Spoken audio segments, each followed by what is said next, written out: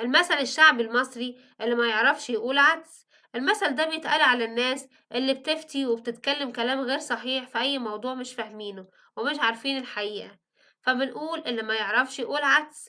أصل المثل ده إيه؟ زمان كان في تاجر حبوب وغلال، يعني بيبيع فول وعدس ورز وحاجات من دي. كان التاجر ده بيثق في مراته ثقة عمياء، وفي يوم سابها في المحل وراح يتفق على بضاعة جديدة للمحل. ولما رجع لقاها بتخونه مع شاب في المحل، فانتفض التاجر وراح يجري ورا الشاب علشان يمسكه.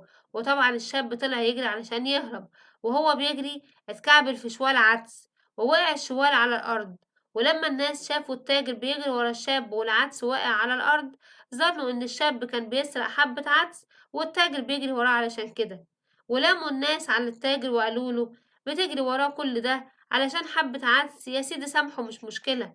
رد التاجر وقال: ما هو اللي ما يعرفش يقول عدس.